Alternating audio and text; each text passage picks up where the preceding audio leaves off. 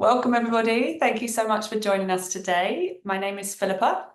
I'm the Director of Platform Engagement and Communications at the Club of Rome. As mentioned, if you're just joining, please do put in the chat who you are, where you're joining us from, and while you're doing that, I'll just give you a little bit of an introduction to today's session.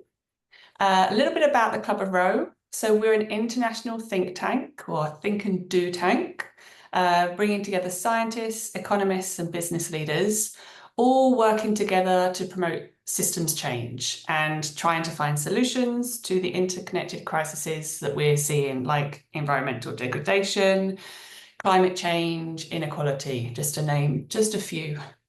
And at the Club of Rome, we really strongly believe in the power of convening and collaborating. And really, it's only by all of us working together are we really going to make progress towards a common goal. And that's also why we set up this communications network. So thanks to all of you, we have this amazing and growing community of early career comms professionals. And we wanted to facilitate an interactive knowledge sharing space. And so communicating change has been developed with this in mind. It's a space for us to learn from and engage with each other on practical solutions, insights, experiences, and we're all communicating again, across a range of complex topics, things like climate change, scientific research, conservation, economics, public health, policy.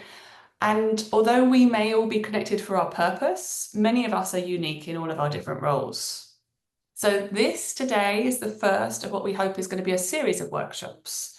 The topic of today is storytelling for climate communications and action. And we've got two speakers from the network, Patricia Uyeh and Giovanna Galvani, who will share some of their experiences.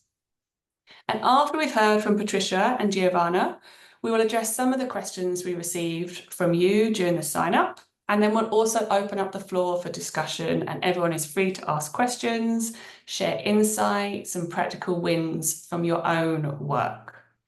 The session is going to be moderated by my colleague, Fran Whitlock. She's the communications manager at Earth Rule. So Fran, if you could just say hi. Hi, everyone. Lovely to be here. Thank you. So keeping in mind our time for today, if you could please put your questions in the Q&A tab. And when we get to that part, Fran will then call on you to speak and try and keep your comments to sort of one question or one comment at a time. I also just want to do some thank yous. So a massive thank you to Patricia, our comms officer for the Club of Rome, who organised this whole session. A big thank you to our speakers, and also thank you to all of you who have joined today. So let's get things started. I'll just briefly introduce our first speaker. So Patricia is a Nigerian communications specialist, a geo-journalist and a blogger with extensive experiences spanning media, NGOs and public engagement. She crafts compelling narratives on climate, conservation and equity, bridging voices from the global south and north. Her work focuses on transforming stories into powerful catalysts for collective action and lasting systemic change. So I'll pass over to you, Patricia. Wow, awesome. While you were reading out the biography, I was like, is that me? Is that me? But thank you. I feel so humbled. Before I delve into the discussion, I want to thank the Club of Rome Fellowship for this opportunity. This is a brilliant initiative, and I'm sure it's going to meet its objectives and targets. And it's also a good platform for us to rub minds and make new connections. So, okay, I'll be talking about climate change and infusing storytelling. So, I just want to draw back to one of the speaking engagement I had, I think some months back. I don't really talk about the speaking engagement, the topic. I think it was about civic tech, but instead of talking about civic tech, after the event. I'm talking about after the event. But what actually drew people that created engagement, interaction, and I'm sorry, and likes was the fact that I was vulnerable and I was touching people's pain points. So when I was telling stories about that speaking event, people were able to relate in the sense that I didn't talk about how I was blowing big grammar and the rest. I was saying I was having stage fright and how to overcome stage fright. So, in essence, what I'm trying to say is that people relate better when you infuse storytelling, but when you are just all about the statistics, the data, the grammar, the vanity metrics, the branding, and all that, people may not be able to relate. But when you go deep into storytelling, there are one or two persons that will be able to feel inside your story and they'll be able to relate. Okay, so back to what we have on ground. I'm trying to say that storytelling can be emotional. So the other time I was talking about how I overcome stage fright and people were able to relate with that. So when it comes to climate change and action, we don't just have to beat around the bush and just talk about stop burning fossil fuels, deforestation, um, greenhouse emission, and the rest that ties down to climate change. We should talk about stories that people can relate. And this brings me back to my study as a master student. When I was doing my project, I'd worked with rural women. In my country, Nigeria, we have a lot of rural population, and it was not easy getting facts from them. The fact that I am not their native, I had to work with someone, an indigenous, someone that understood their language. The person was a Yoruba guy, so he was like my interpreter. So we distributed questionnaires and we were asking about their perception of climate change. It would interest you to know that most of them don't even understand what climate change is. They feel it's just a natural act of God. It's something that is God orchestrated. So they just see climate change. They don't even understand the grammar. They just feel it's normal. But actually, climate change has been affecting their livelihood because a majority of this population, they are into farming and fishing, and they experience flooding, they experience weather changes and the rest, and this affects their um, source of income. So we were able to like meet with these people and we discussed and we got to know how they are adapting to climate change and their perception. And most of them, like I mentioned, they do not even know that it existed at all. So what we were able to gather from this study was that the best solution for them going forward so that they are not affected by climate change is for them to employ the services of agricultural extension workers. These are people that are familiar with latest technologies, um, better crops that they can plant that can help, that can withstand climate change and weather changes and the rest.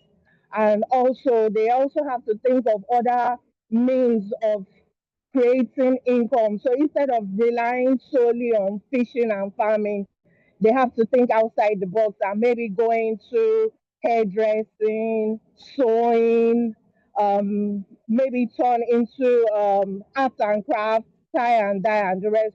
So the bottom line of that study as a master student was that they need to work hand in hand with agricultural extension workers.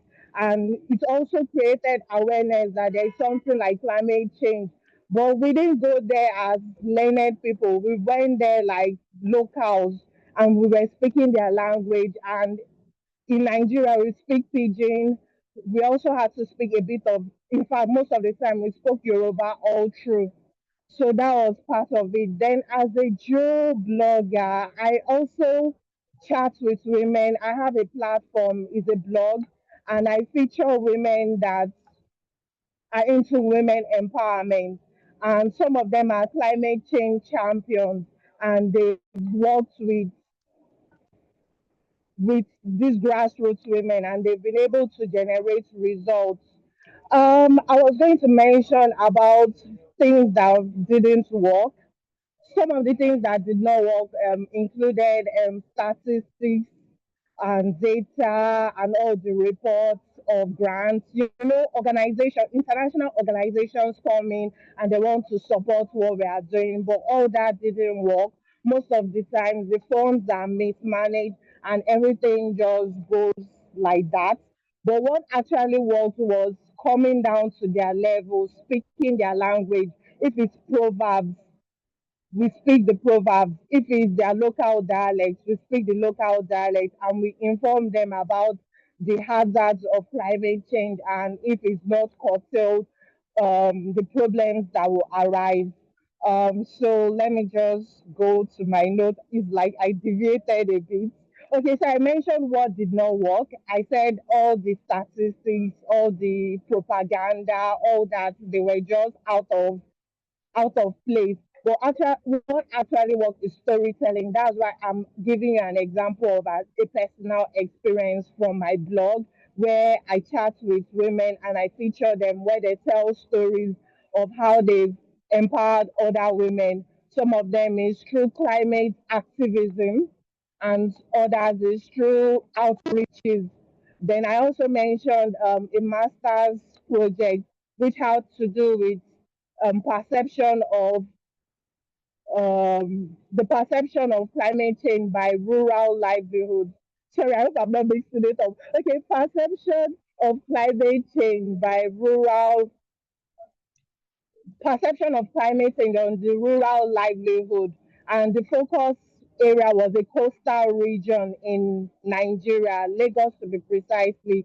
Okay, to be more precise, it was Badagry. So Badagry is a coastal area and it's close to riverine area. So these are areas that are susceptible to climate change. So most of them, they were affected by this phenomenon. Okay, I'm trying to keep to time.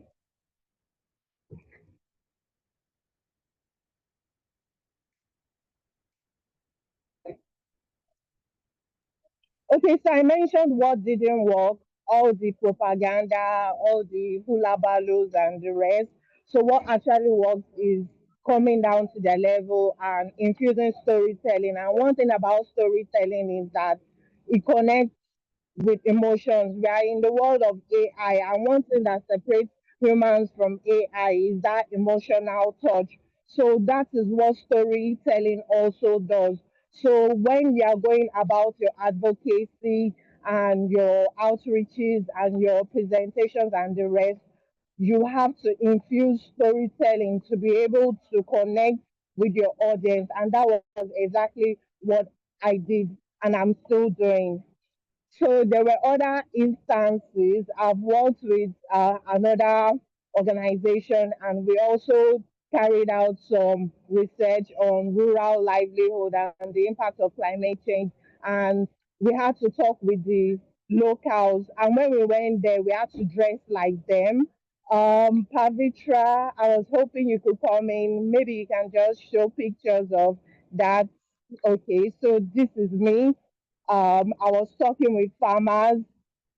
This was when we were speaking with the local farmers and fishermen, and it was not easy. I had to get an interpreter. You can see the man in green and blue. In fact, he was the one that was helping me to interpret the questionnaire. The questionnaires, we were collecting the demographic. We were also asking questions, like open-ended questions, that do they know about climate change? Do they see it as a God orchestrated event? How are they adapting to climate change? What other means of livelihood are they looking at? So these were some of the things we were doing, and we were able to draw their responses. We also had focus group discussions apart from the questionnaires. We also went ahead to collect surveys from local organizations that are related to what we are doing to get our statistics, but all this did not really serve the purpose. The purpose was when we were relating with the local people and getting their understanding of how climate change is affecting them. At the end of the study, we were able to draw out that it would be best to work hand in hand with agricultural extension workers so that they can train them on how to use latest technology, latest equipment. There are some crops, thank you, Patricia. There are some plants that you can use better seeds that will not be affected by climate change. So those were some of the things that we were doing. So Patricia, we're short on time now. Do you want to just give a few last closing thoughts so we can move on to Giovanna? Okay, awesome. Thank you. Okay, so what I would like to say lastly is that storytelling is a must. People are not interested in what you want to sell or what you want to put out there. They are interested in how you connect with them and how you can solve their problem. And through storytelling, we can use that to advocate for better strategies to combat climate change. Thank you. Thank you so much, Patricia. Thank you. Really, really great insights. And also love that you share your insights from on the ground and with tangible examples. Thank you very much. Awesome. Thank you. So before I introduce Giovanna, just a reminder to everybody, if you have any questions, just put them in the Q&A tab and then they'll be covered when we get to after Giovanna has spoken. So thank you again, Patricia. So Giovanna. Awesome. Thank you. Thank you. Giovanna is a Brazilian journalist. She's currently pursuing a master's in climate change, policy, media and society at Dublin City University. She's working with public and stakeholder engagement with a focus on climate communications and energy policy. And she also has experience with digital strategy for organizations and media outlets. So Giovanna, over to you.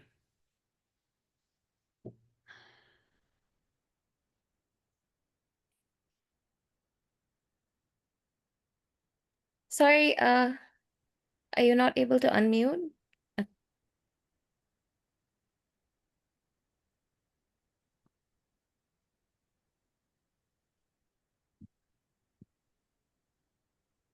Sorry about that. Thank you, Pavi. How's it going, everyone? Thank you so much for being here. Thank you, Patricia, for your thoughts. Like, it was really interesting to hear, like, as Philippa said, from the on the ground, like, experiences. I have like a quick presentation, but I won't be, it's not too much slides to share, but I think it's best so I can just not lose myself in the time frame. So just a second here. Okay, bear with me. Okay, you can see this, right? Yes. Perfect. Then, well, I wanted to share a little bit about some learnings from journalism and public engagement when it comes to storytelling and about climate. Of course, it's an interest topic for all of us here. But for starts, like, I think climate change is not a fixed reality, and I can guarantee to you that I'm not a negationist, but the thing about climate change is that it's about perspectives and how people are living their lives. And I would like to suggest some perspectives that are in this book, The Politics of the Earth, just something that when I was in the master's classes, it really stuck with me because for some people, the climate change is about, like, it's an environmental problem solving. So if you just adapt, carbon markets, or if you put aerosols on the earth, or if you just use some technological stuff, you can tackle, the climate change, you can deal with emissions. to for other persons, like it's about limits and survival. So you need to understand how much we can push Earth. It's about physics, it's about biology, it's almost like almost a calculation. For other people, there's this sustainability approach that we can continue growing our economies and thriving, but we need to have like environmentally friendly ways to live. So using eco bags or reusable cups or other kind of stuff that can make us adapt to a more sustainable life. And maybe for other public, it's about like capitalism. We need a complete change of system. We need to just change the way that we produce and then we consume things. And the thing is, like, probably we're all like believe in a mix of all that. It's not like this is right, this is wrong. And I think this is interesting because this is also really relatable to our audiences as well.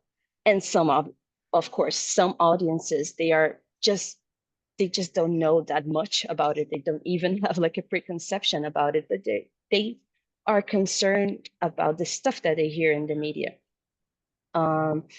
So when it comes to the media and how journalists works, like journalists tell stories of people who believe in all these perspectives that we've seen, and also for those who just don't believe in any of them, people that don't believe in climate change or any of the tons of scientific evidence that we have, but scientific evidence just sometimes it doesn't just connect with how people are living their everyday lives.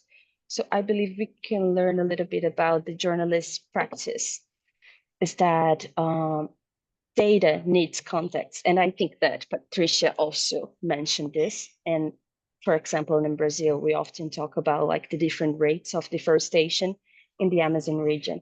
And in the most critical times, like those stories about how thousands of kilometer squares are being destroyed, they make people very upset, of course, the general public, but sometimes it makes them feel like actionless. So, okay, so it's going into deforestation, but what is the context? What is happening to make it happen?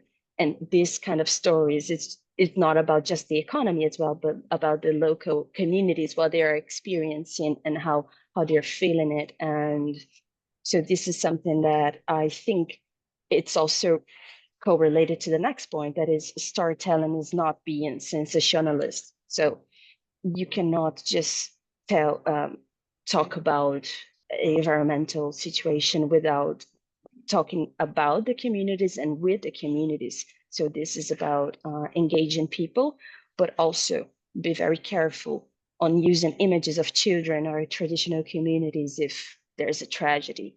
And this is something that it's concerning for journalists, but also for if you're engaging in some campaign, in public campaigns, and you have to, of course, photography, it can create public awareness, but it cannot take away people's dignity. And you can tell a really great story without taking away people's dignities. So, and this is connected, of course, with the communities deserve true inclusion and dignity, because we need to really be there to listen to them. And that's what reporters try to do.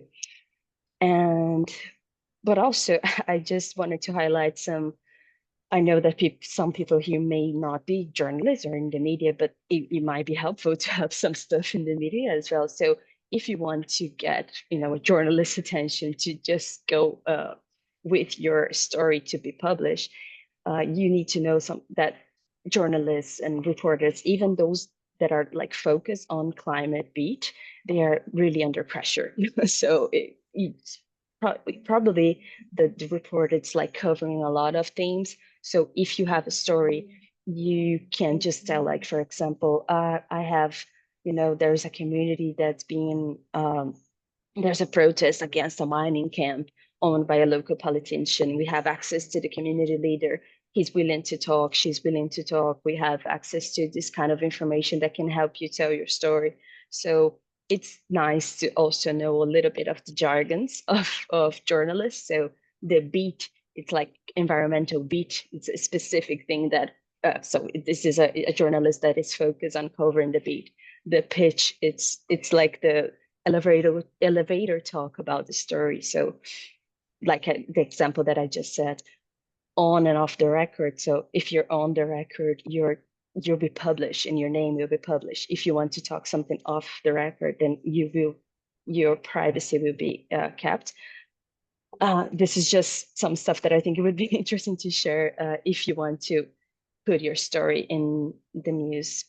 And just quickly through some tools, like we know that data needs context, but it's nice to have data looking good as well. So I use a lot of the Flourish. It's a really nice, they have like tons of free resources and you can just add your data there and see like really interactive, and you can just adapt it to the colors, for example, of your organization. And Google Trends is really nice to track some things and how people search for stuff. So for example, here in the UK, I'm in the UK right now, like people look more for climate change than for global warming. So maybe if you want to publish a story about climate change, you should go for climate change, no global warming. It depends on the context, of course. And then now that I'm focused on like working with public engagement, I think that the things that the public engagement has taught me is that inclusion and validation of diverse perspectives, it's essential. So you don't have to have all the answers just because you're working on the sector, just because you're part of an NGO and you want to tell a story about like the stuff that you're researching. You don't know all the stories about it. Like for example, we are conducting a survey, actually just closed like a survey in Kadima. That's the Dublin's energy agency that I'm working right now. And it's about energy use in daily life and how this concerns people. And I've used more than 10 different outreach approaches to communicate with people. So like community leaders, students, academias, NGO, each group has like a different perspective of it. And if you want to talk to them, you need to kind of like, okay, I want to understand your perspective. I want to communicate with you. So just let me maybe adapt, how I talk to you, and you can teach me as well how to talk to groups that are similar to yours. And also attend to events and engage without necessarily collecting data. So learning as a citizen matters. So storytelling is not, I think this is really, at least for me, like it's an important point that you just learn about how to tell stories if you're also willing to learn and to listen to. You don't want to be like the protagonist of all stories of how people tell stories. So you just have to just be there and listen to people and engage in being in places. Like I was in an event last week for like it was aimed for people who were looking for insulating their homes, and it was aimed for like elderly. And what are their concerns? Like I'm not taking this and just making notes and trying to make strategies. I just want to how you feel about it. I mean, and they know that it's correlated with decarbonization, like if you have a better energy efficiency and all this stuff. But decarbonization is a term that it's relatable to them, or it's just comfort and paying less bills and having stability, not dependent like the prices going crazy because of fossil fuels crisis and all this stuff. So I think just when you are in those events, you learn a lot as well. So just to finish this real quick, just these two tools are really interesting as well. Myra board, you can use it for brainstorming with your team, like to stakeholder mapping, or to, if you want to tell a story like X, like, I don't know, Maria knows this one, who knows this one, and this may be good to track some stories. And Slido it's a nice platform for live engagement. So if you're on a live presentation or something and you want to know people's thoughts, they can just, how you're feeling today, describe it in a word. And you just add like, I'm feeling excited, I'm feeling nervous. And you're just getting the feeling of people. And it makes you want to tell maybe your story in the end will be really, really more kind of like engaging with the audience that you have. So that was it for me. Sorry, I'm just a little bit ahead of time. And then yeah, thanks. Just willing to see like if you have any questions and to talk to you about it. Super. Thank you so much, Giovanna. That was really, really insightful. And I love the mixture of sharing your experiences with some real practical tips, which was really great, I think. So thank you again. I will now pass over to Fran, who's going to moderate some questions and discussion. Thanks, Philippa, and thank you all so much. It's really, really interesting. Remember that if you have any questions for either of our speakers, you can put them in the question and answer box on Zoom, and we'll get to them.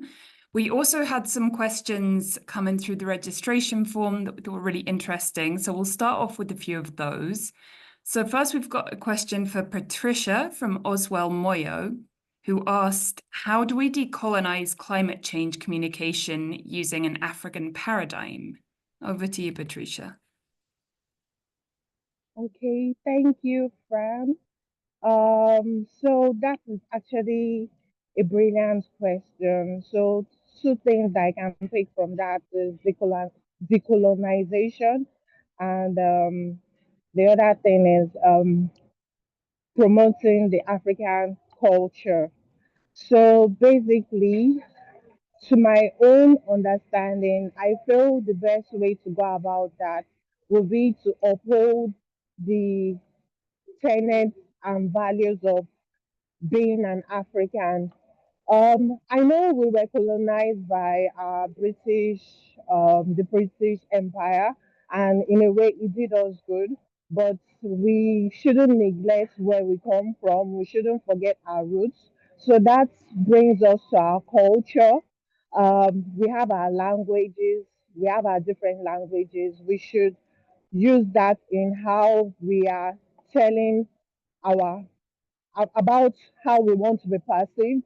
Like, okay, I know I'm actually answering Patricia, but in other environments, I actually use my native name, but it's because of this is a mixed audience. But we can start with how we name our children. We can also how we are promoting our languages and all that. But one thing that I would like to highlight to answer that question is that when we think of Africans, we are mostly playing the victims. We are always the ones that are seeking for funds, for grants. So we should move from that victim mentality and always sourcing for aid, financial aids, and all that. We should move from that and start thinking solutions. We should think of how we can be resilient. We should also be united. I know we have a mix of diverse cultures, but that should be our strength. Instead of using it to divide us, we should work together. So, to answer your question, we should just think solutions and stop playing victims, and we should uphold our cultures. We should promote it in every way, either in the way we dress, in our language, how we speak, and even how we advocate in our storytelling. Thank you. Thank you so much, Patricia. So we also had several questions about information overload and how we can use stories in that context. So this is a question for Giovanna and comes from Millie Kasunda and also Kevin Yego. And they asked, how can I report on climate and tell stories about it without sounding ambiguous or repetitive to an audience which has an overload of information? I think even like Patricia's presentation when she was talking about like storytelling to connect with the audience, because like I think it's part of the answer to this question as well, because maybe sometimes it's better to just tell one specific story about a locality and you're just engaging with this specific solution or with multiple solutions than just talking about gas emissions all the time. Like you just don't have to. Like, of course, it's important. Of course, in the general sense, it's something that we should all, as a society, aim for. But is the actual everyday life that it's struggling with people like that makes people pay attention. So I think it's an overload of information because it's a lot of things that are kind of like out of our reality. So we don't see carbon emissions. We can, of course, we can see a fog or like, but we can't feel it changing every day or changing every year. We can feel it on the summer if there's a heat wave, if there's a flood, in tragedies, yes, but these are seen as some specific moments. The climate change and all the stuff that we need to worry about, it's a long term. It's happening every day. It's kind of like we don't want people to feel like, oh, it's something that should be addressed just on the emission side. No, it's about like changing also our mentality, being more conscious and thinking about like our the way that we vote, the way that we consume. So, but we don't want to tell people what to do. We just want them to understand little stories about like, for example, when we talk about, I think for a local community on trying to build efficient energy and efficient energy systems to their community and how this made them feel like they are independent, you know, from corporations that can just are not there to do the adjustments or any kind of renovations that they need for the infrastructure. It's yes, it's low carbon, but it's also about like the security of this community and how this relates to the everyday life. So yes, I would say it's more, it would be like for me to look at local stories and try to explain some parts of the problem, not just to engage with the whole thing at the same at all times. I think that's part of the answer. I don't have the whole answer, of course. It's a hard question, but I think that's my perspective of it. That's great. Thank you, Giovanna. So we've got some more questions, but just before I bring them in, I think Pavitra is going to launch a poll that you can answer at any time. There's a pop-up now, but you can answer it straight away, or you can minimize it and listen now and fill it in later. But that's what the poll is, to give some feedback. So I'm going to go back to the questions, and I'm going to call on people who've asked the questions so we can hear some different voices and they can express the question themselves. So I'd like to pick up on this one in the chat from Ordu Liberty Oseni. I hope I said that right. Ordu, if you'd like to unmute yourself and ask your question about Indigenous communications.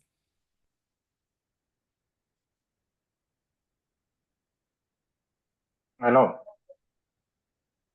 Hi, go ahead. Yes, thanks so much, and for the presenters. My name is Libert, as you just said. I'm speaking from Abuja. So my question was on where do we situate indigenous communication approaches to climate change communication? I had wanted the presenters to speak to it. Two options. If they cannot speak to it very well, I could also speak to it. So the options are open for them. That's great. Thank you. So I think maybe both of you could speak a bit to that because you both have some experience. I don't know if one of you would like to go first. Patricia, would you like to talk about Indigenous communication first? Okay, I didn't hear the full question. Is it situate indigenous communication? But okay, but what I was able to gather from that, okay, is like we're drawing a line, okay, to situate the role of indigenous communication approaches. Okay, it still falls back to upholding our values and cultures. Um, with the way the world is going, very soon, if we don't hold on to our beliefs and values, we might just go with the wind, and all that we've been rooted in will just die down. So, when we are infusing storytelling as journalists, as bloggers, I don't think it's out of place if you should write a story in your indigenous language. You should use visuals in your indigenous words. I don't think it's out of place. That is a way of promoting that I am still reaching out to people. You can even use your language, and there can be a form of interpretation so that everybody is carried along. So in that aspect, being a local person, not local in the sense local but acting global, you are advocating for better climate change adaptive strategies where people can learn a thing or two and adjust their lifestyles so that we are not affected by this phenomenon. So what I'm just trying to say in summary is that by the way we tell our stories, advocacy, creating awareness, using our platforms, our brands. We should promote that which we were brought up in. We don't have to let it just die down. So it can be evident in any way. I hope I answered your questions. I'm so open to your feedback. Thank you. Over to Giovanna. Yeah, it's a good question. I think we should, first of all, we should look for platforms where indigenous communities talk about their experiences. We should actively, because if you are interested in like knowing more perspectives of climate change, we should do our part as well, not wait for things to reach us. You know, oh yes, I wish I knew more about indigenous perspectives. No, let's look for it, be active on it, and try to promote these perspectives to people that are near you, to your friends, to your community as well. So I think, like in Brazil, we have several like indigenous communities they have specialists in communications and that are in the media. So reporters that are indigenous, that are in local media, and then they are telling stories about their region as well. But they are not they should not be, you know, just restricted to tell stories about climate or about like tragedies and all this stuff. They should tell stories about the community in general. So I think it's just not putting people like in boxes. It's important for us as communicators, just if we want to maybe learn from new perspectives, like from economy perspective, on what it means to you know be to achieve success, or to be to have a project that is successful in some regions. It's different from indigenous communities because success for them is just so it's not messing up, you know, with our land, with our history, with our own ways of telling things. And I think it's just not putting people into boxes, and also actively looking for how indigenous communicators are telling their stories. And that's what I said, what I meant about like sometimes we don't need to be the protagonists, or you know, we are communicators, but we need to just listen and to just give people the opportunity to be different from us, because we won't be the ones who with all the answers, with all the engaging platforms. We will just sometimes, oh, I don't know, like I'm not the best one to talk about it. So let's look at this new media, this alternative media that's with indigenous communicators that will talk about it. I think I would go this way. Thank you, Giovanna. Now, Odu, who asked the question, you said you wanted to speak about it briefly. Maybe you can give a little short reflection, maybe just a minute with your feedback, and then we'll take the next questions. Yes, thank you so much. I wouldn't want to take much time, but let me just also say that the two speakers, they've made good presentation, because really my PhD thesis is on the role of indigenous communication for climate change mitigation and adaptation. But then again, I think that one thing we are missing, or we need to pay attention to, is that in climate change communication, really, we don't speak uh, uh, for the community, we speak with the community. So we ask ourselves, which voice represents? And really, communication is about information, is not about dialogue. And that takes me back to the best presenter. It's important for us to understand that when we talk about climate change, we also mainly talk about the people. So there's no illiterates anywhere. The rural farmers we are meeting in their house, they have indigenous knowledge system because the rural farmers themselves, part of the issues is that they already know that climate change does exist. And these indigenous people, for over the years, they have indigenous method, indigenous adaptation and mitigation measures, which is why when you look at these communities, you talk about crop rotation, change of planting season, soil conservation. These are indigenous means how these people mitigate and adapt climate change, so adapt into climate change. But let me conclude by saying some things. One is that within the climate change communication, we must not also forget the tool of elders teaching and elders teaching, storytelling, community gathering, and indigenous language system.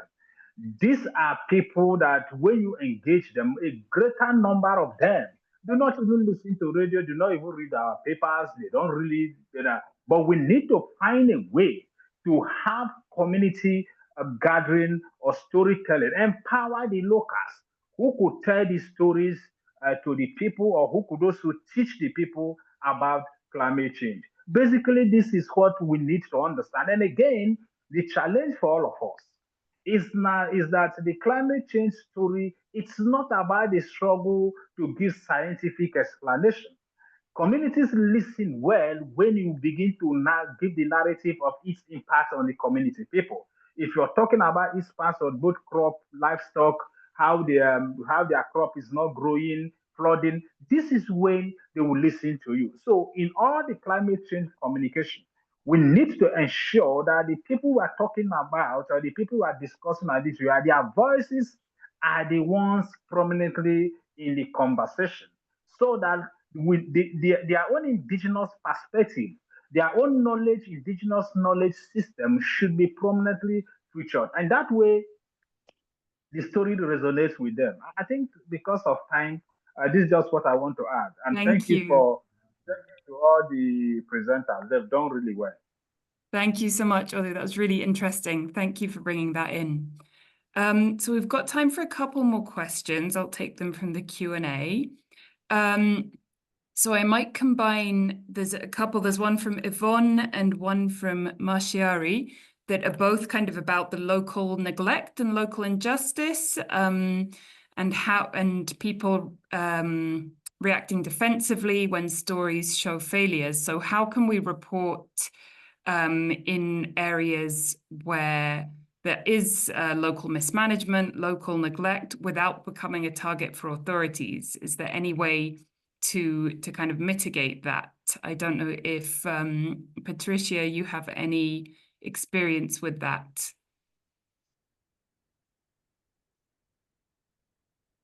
Okay, in terms of speaking of failures, I think it makes us human and it makes people to be able to relate with you better.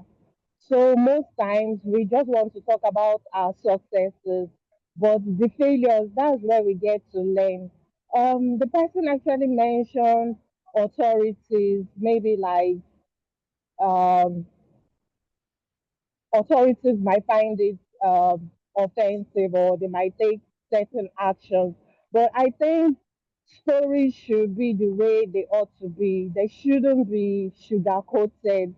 Is what you see, that's what you get. So you should just like tell it the way it is. And it's from the failures that you learn what to do better. So I don't think it should be sugar coated. I think it should be told the way it is.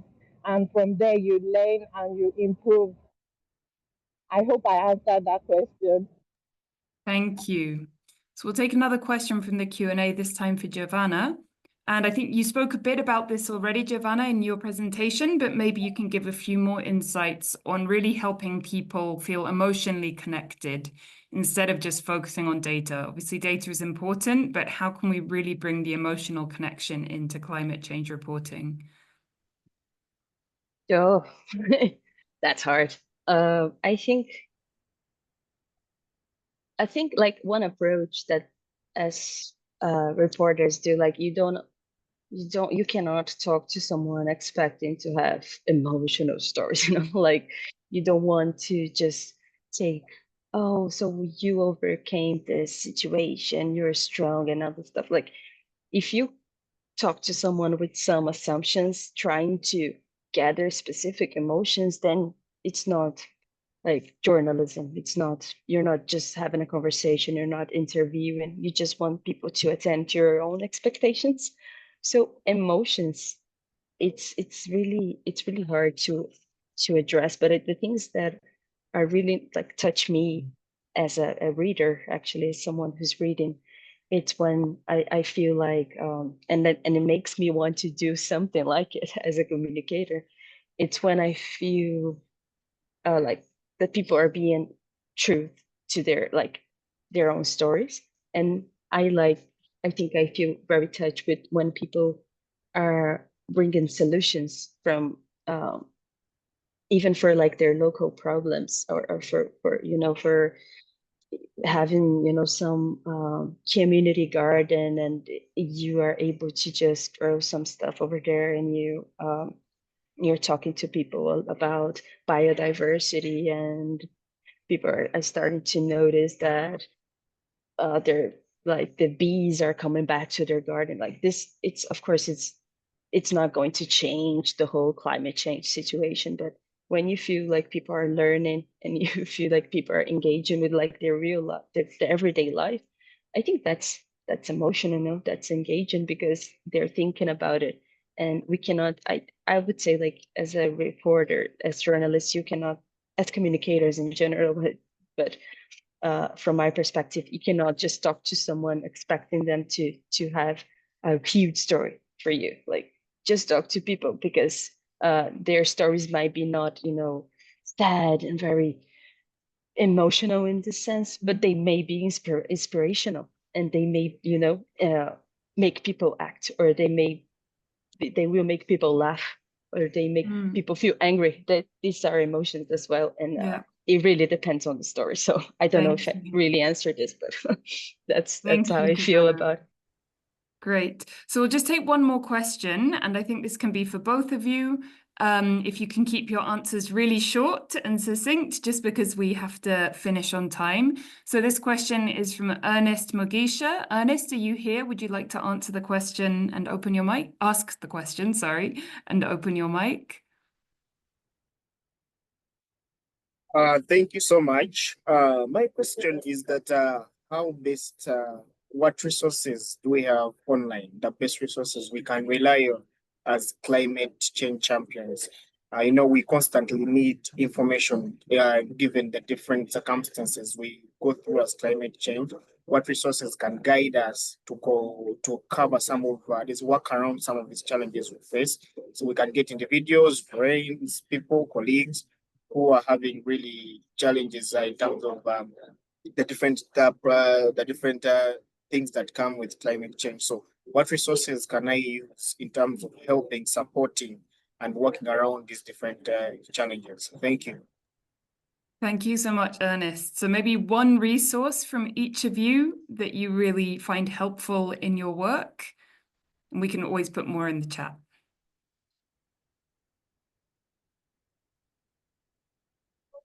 Should I go first? Sure. Okay, awesome. So for me, people are resources. I know there are a lot of things online out there, but the best resources for me are people. And look at the Club of Rome is a community. So for you to be able to like champion climate change causes, you should be in a community like the Club of Rome. I think you also need to follow the right people. There is someone that I read online. Some of us would know him. His name is Chibeze Ezekiel. He was a gold man.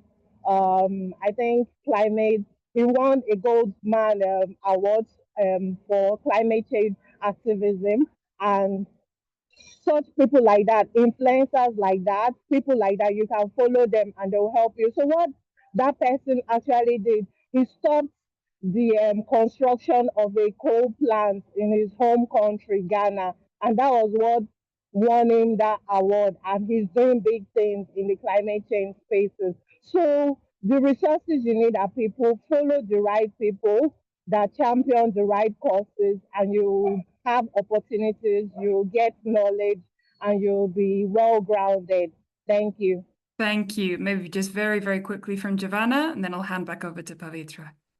I think I kind of agree with Patricia as well. Like people, and you can just, that's it. Like we have lots of resources online and all this stuff, but just attending maybe meetings, you know, in your city, in your region, and not only about climate, but about like things that are related to living as a same society. And this is really inspiring for communicators, because I really think that sometimes we overthink of how I'm going to say this and this messaging and all this stuff, and how I'm going to engage people. But how do you feel engaged? What are the stuff that really makes you feel like, oh, I would go back to this event, you know, I would listen to this person again. Like if you want to talk to people, we need to be in some spaces like and then you feel like, this was kind of like lame, or this was interesting. It's talking to you as well. I think it's just being around the things that are interesting for you. That's it. So people, as Patricia said. Great. Thank you so much. Thank you so much for sharing. I'm going to hand back over to Pavitra now, I think, to close up. Hi, everyone. I just wanted to say thank you so much to all of you for joining, and especially to Giovanna and Patricia for sharing their insights. They shared a lot of interesting things for us, both from on the ground, in public engagement, as well as Giovanna's experience as a journalist. And I think the key factor here is just thinking of yourself as a person rather than as a communicator, and putting yourself in your audience's shoes, whoever they might be. And I know we had some practical insights and things. I'm not going to go through them, but I do want to repeat what both Patricia and Giovanna said, that people are kind of our best resource, and connecting with each other, like in this space, is what will help us, I think, as communicators. And we've seen, examples coming in the chat where people have shared their own experiences on the ground and everything. So it's really nice to hear that. And also it makes us feel like we are working towards the same goal, which is the intention of this whole activity, and to help each other, of course. With that in mind, thank you all for joining. And we want you to watch out for an email next week that's going to invite you to join our new WhatsApp community. I think it will be a useful resource for everybody here. And please do join if you feel like it's useful. There's no obligation to stay there forever, but do participate. And we hope to see you at the next event or session of Communicating Change, which will be in 2026. Thank you so much. Have a great day and weekend, whatever time zone you might be in. Thank you, Pavitra, for organizing everything. Thank you for Global From for the space. Bye. Thank Bye. you, everyone. I really appreciate. See you. Bye. Bye.